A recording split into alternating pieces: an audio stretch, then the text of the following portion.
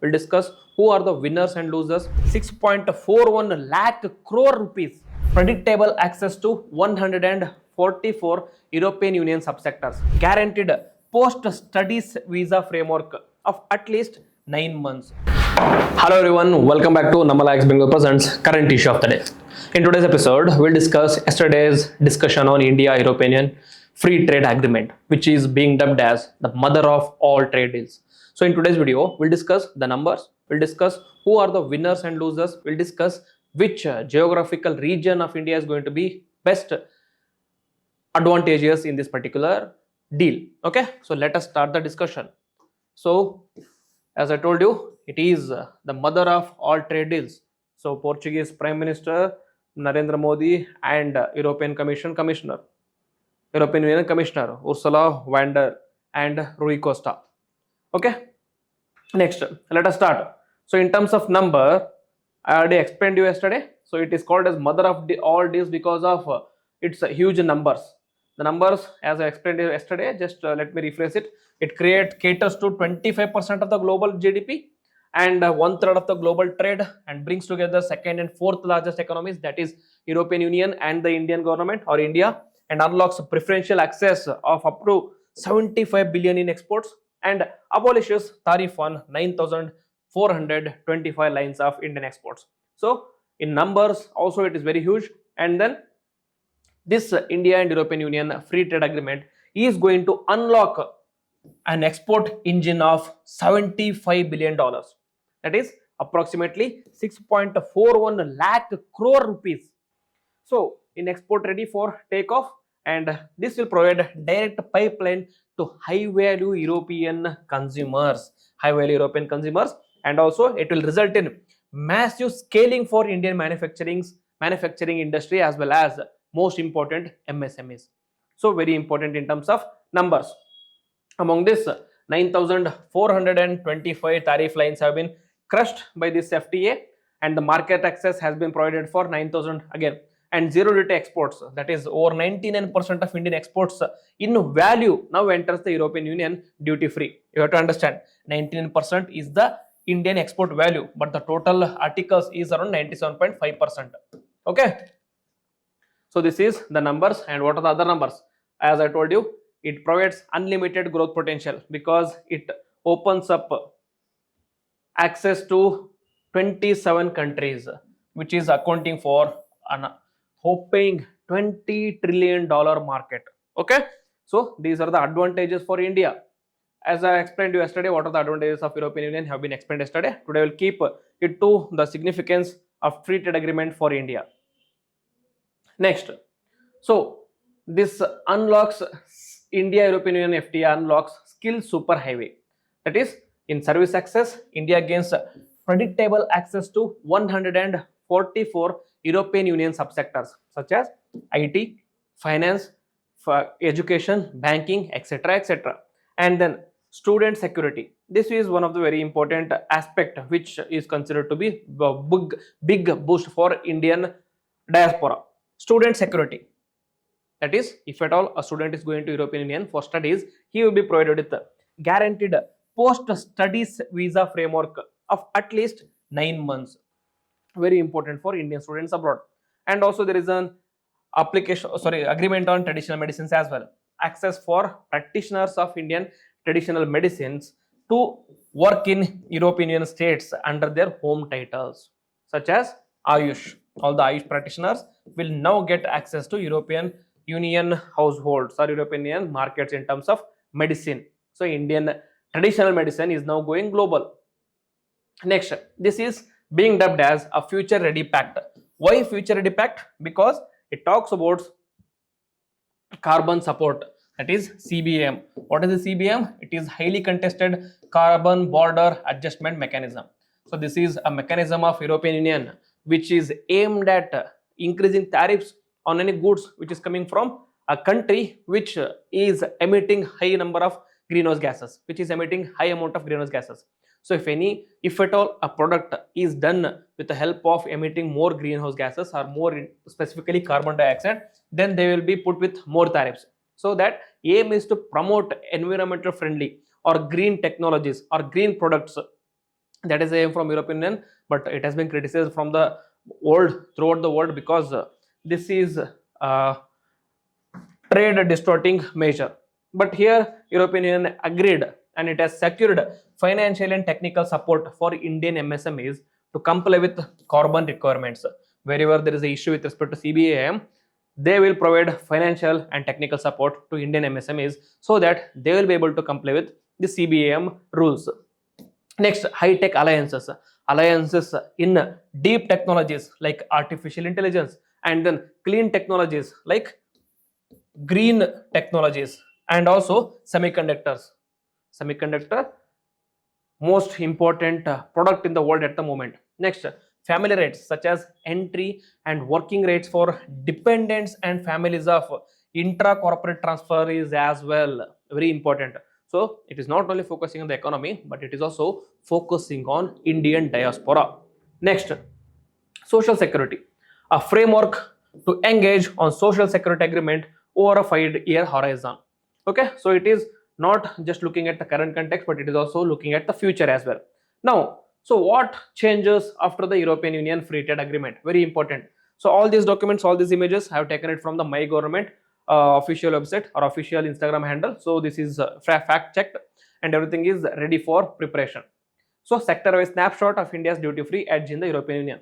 We'll discuss which sectors are going to be benefiting from it. So in the textiles, break duty barriers. That is, FTA opens path to $265 billion European Union textile market. So tariff on the Indian textile before the FTA was 12%. Now it is 0%. So big boost for Indian textile market. The FTA impact will result in capacity expansion in key textile clusters like Tamil Nadu, Gujarat, Maharashtra, Rajasthan, UP, West Bengal. Next, on leathers, jump to zero duty from 17% tariff to 0% now. So the impact will be, it strengthens hubs like Agra, Kanpur, Ranipat, Kolhapur, Tamil Nadu clusters, etc. Next, what are the other industries or other sectors? Gems and jewelries. They claim premium demand. Now tariff has been reduced from 4% to 0%, which will mean it leverages India's heritage, artisanal skills, and MSME driven productions in states like Gujarat, Maharashtra, Rajasthan, West Bengal. So they are also a big winners. And then chemical industry, it unlocks duty-free growth. That is, duty-free access on 97.5% of the chemicals exports to European Union. So you have to understand, not the 100% chemicals, but only 97.5% of the chemicals are provided with zero trade or zero tariff, from 12.8% tariff duty to 0% tariff duty now. So what is the export FTA impact? Capacity expansion in key textile clusters like Tamil Nadu, Gujarat, Maharashtra, Rajasthan, Bihar, and West Bengal. Next, with respect to pharma, one of the biggest gainers in this particular FTA, you can say, preferential access to European Union's $572 billion European Union market. That is how big the pharma market is in European Union. So what does India get here? Tariff on Indian pharma. India's competitiveness in pharma and medical devices increase with liberalized tariffs. Okay, so very important. It has not been reduced to 0%, but it has been reduced to an extent, to a certain extent, because Europe also is a big, very important economy. European economy is also very importantly dependent on pharma as well. If at all 0% tariff is given to Indian pharma, which is cheaper compared to European Union, then it is going to impact them very badly. Okay, so that is why they have provided liberalized tariffs. So this will result in FTA impact. Boost to India's pharma medtech hubs across states like Maharashtra, Karnataka, Tamil Nadu, Telangana, and Andhra Pradesh. And also key medical devices will now access the European Union markets with liberalized tariffs. Not only the drugs, but also devices as well. Then in the engineering, it expands industrial footprint. That is, preferential access in the European Union's $2 trillion engineering market. Tariff on Indian engineering. Okay, so here engineering exports were made more competitive with lower tariff. See, whenever the numbers are not provided, it means that it has not been reduced to 0%. Okay, It has been reduced, but not to 0%. They do not enjoy 0% tariff. They enjoy certain tariffs, but at a lower rate compared to previous years. This will propel India's broader objective of $300 billion in engineering exports by 2030. This will also boost industrial hubs like Karnataka, Maharashtra, Gujarat, Andhra Pradesh, and Tamil Nadu. Okay, so this is what changes after FTA. Next, European Union FTA, which is a one agreement that expands across 27 European Union markets. So now we will discuss which states are the biggest beneficiaries of this European Union. Which are the key states, which are the biggest beneficiaries of this particular trade. First important beneficiaries here is in manufacturing hubs. India European Union FTA manufacturing hubs to build export momentum. So the first state here is Tamil Nadu. In Tamil Nadu, Tirupur is going to the Tirupur apparel exports is going to be bigger boost because textile export enjoy 0% tariff on them. Next, Vellore Ambur, leather and footwear industry. Chennai, Coimbatore, engineering electronics, and large employment gains in textile, leather, and manufacturing exports. In Kerala, Kochi and Alappuzha, shrimp and tuna. Idukki and Wayanad, spices, pharma exports to grow export growth to support coastal livelihoods and also agri-processing jobs. So different states are depending on different economies, and different states will now benefit based on their economies. Okay, next. With respect to tea, marine, and traditional exports, Assam. Okay, these exports are now going to reach new markets in the European Union, high-ended, high-user markets, that is Europe. Assam, that is Dibrugarh, Jorhat, very important for tea. Next, Upper Assam, Barpeta, Nalbari, spices and bamboo crafts. Niche, that is niche pharmaceuticals and minerals to access European Union markets now. Export-led growth supporting the artisans, plantation laborers, and MSMEs. Next is West Bengal. In the North Bengal, the Darjeeling tea and Diga and Haldia marine exports. They will the traditional handicrafts and the agri products to see higher demand boost to rural employment and labor intensive exports. So now 4 states are getting benefits out of it. Next, with respect to manufacturing and export powerhouses to gain. So what are the manufacturing and export powerhouses? That is Maharashtra and Gujarat. Maharashtra in Ilchakaranji apparel exports 0%. Pune engineering electronics and medical devices, preferential treatments and lower tariffs. Next, Thane, Raigad and Mumbai pharma, gems and jewelries enjoy 0% tariffs. Next, strong export across MSMEs, very important. If anyone asks you which is one of the most important aspects of India European Union FTA, we have to mention about this MSMEs, this particular MSMEs. This is going to provide huge boost to our MSME industry. Then Gujarat, the clusters such as Surat, which is famous for textiles and also Surat diamonds. Next, Bharuch and Vadodara, chemicals and pharma, and Rajkot and Veraval, engineering, marine exports, and a strong export growth across MSMEs and labor intensive manufacturing. So one of the criticism that Indian economy was always getting is India has skipped from agriculture to directly to service sector. That is, they have bypassed the manufacturing sector, which produces the largest number of employment. So they were saying that the reason for unemployment in India is mainly because of focus on capital intensive service sector and less focus on labor intensive manufacturing industry. But with this FTA, we are focusing mainly on labor intensive manufacturing industries. And next, what are the states? Engineering, apparels and MSME. Here the major states are Namma Karnataka, Bengaluru, Tumakuru, engineering, electronics and pharma, Bengaluru, medical devices and apparels. So manufacturing exports, scale to skilled jobs plus export oriented industry growth. So all the industry like Wildcraft etc. will be now, Decathlon will be now seen in European Union. Again, they were there previously, but now again they will get more preferential access there.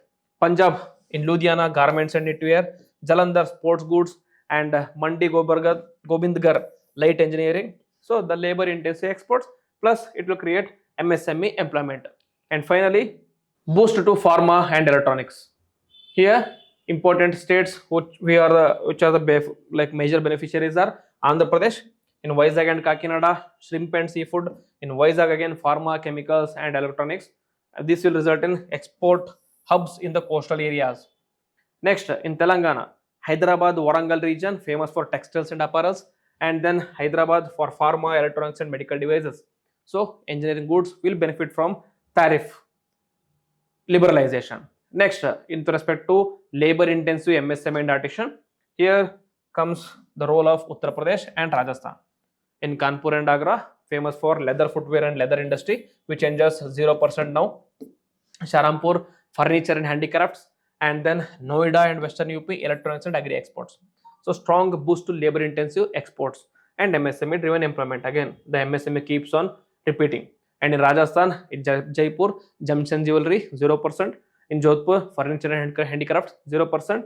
In Churu, sports, textiles, leather, again 0%. So they are also going to be one of the major beneficiaries of India European Union free trade agreement. And what else? What else is there? So after this, so who are the winners and losers of India European Union free trade agreement? Okay, so it is a new era of global dominance, and important winners and losers are textiles and apparels. As I told you, it enjoys 0% tariff on 100% tariff lines, and then engineering and manufacturing. There is a direct entry to 2 trillion industrial market, preferential access to Indian engineering goods, and the goal is fueling India's 300 billion export target by 2030, and the impact will be technology sharing and MSME approved in Telangana, Karnataka, Tamil Nadu, Gujarat, Maharashtra, etc. In textiles, direct access to 263 billion market, as I already explained this. And next, what are the other winners? Obviously, it will be leather industry. So leather and footwear step into zero duty growth, and then pharmaceuticals, they have opened up access to 572 billion EU market, and massive boost to Maharashtra, Gujarat, etc. And with respect to gems and jewelries, again I explained already this one, but just for your reference again, 100% duty free access, again 0% duty there, and simmering opportunities into 79 billion premium European Union market. Impact, it showcases India's craftsmanship, etc., etc. Next, with respect to marine and seafood, a full preferential access across export basket in $53.6 billion European Union market. European Union is a big market for marine goods. Okay, and major boost will be for shrimp, frozen fish, and value-added seafood products. Next, chemicals and petrochemicals. So duty-free entry on 97.5% exports, which will open up access to 500 billion European Union market, and gains across inorganic, organic, etc., etc. So this is the impact. And finally, India European Union advancing the next generation sectors of Indian economy. So there is also focus on the future technologies. As I told you, this is a future ready free trade agreement. Next, semiconductors and in AI, building the future together. So this FTA boosts AI and alien technologies as clean technologies and semiconductors. This supports India's technological advancement. This enables research and development collaborations and technology transfer. And then is CBAM ready, that is carbon border adjustment mechanism ready. This will convert climate standards into export strengths as well. Okay, streamlined technological cooperation, which ensures Indian carbon credits and verifiers are recognized globally as well. So this is going to be very important for India as well, because India's aim is Panchamitra. Okay, India also has an aim with respect to Panchamitra, that is reducing carbon emissions and increasing the green cover, etc., etc. So this is nothing but nationally determined contributions, updated nationally determined contributions. So this secured most favored nations assurances, ensuring India always receives the best possible trade terms because of most favored nation treatments. Next, with respect to green MSMEs and new global green standards. So here also it secured financial assistance to lower compliances cost and implement decarbonization terms technology for MSMEs. So European Union is also in its right to ask for more favorable terms. So in order to ask for more favorable terms, they have asked green technologies, they have asked for cleaner technologies. So in that regard, they are not only asking for it, they are also helping to make sure that they are also providing the technology transfer as well. While global competitors struggle, India has secured forward-looking flexibilities to protect our small businesses as well. Next is innovation protected and strong IP and patent support. This has been the long-standing contention between the two countries. European Union wanted strong IPR, European Union wanted strong TRIPS protection, whereas India wanted less stringent. But here India has given a way to European Union. So here reinforces the intellectual property protections under the TRIPS. India has agreed, firmly reaffirms the Doha Declaration, which safeguarding the public interest. Next, India has secured special technical assistance and incentives to strengthen its patent ecosystem. Next, special recognition to India's traditional knowledge library. Though this is more favorable to European Union, it also has better terms for India as well. So India is mainly most better winner or had a better terms in the terms of deal with respect to this FTA. Okay, and engineering edge.